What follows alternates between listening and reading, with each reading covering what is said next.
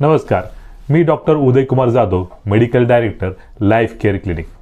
आपण खूप वेळेस बघतो की आपल्याला आपल्या होठावर किंवा आपल्या गुप्तांगाला बारीक बारीक पुरळ येतात। हे पुरळ लालसर असतात। एक जास्त ताप आल्यामुळे किंवा शीन आलं असं म्हणून आपण हे त्यांना बघतो। हे जे काही आहे ह्याला आपण म्हणतो हर्पीस। हर्पीसचे दोन प्रकार असतात। एक असतो हर्पीस सिम्प्लेक्स आणि दुसरा असतो हर्पीस झोस्टर।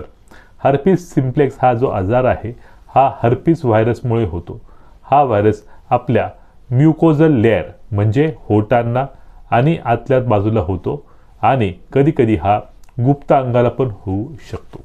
हर्पीस होण्याचं पहिलं कारण जर तुमचा असुरक्षित लैंगिक संबंध आला असेल तर तो होऊ शकतो।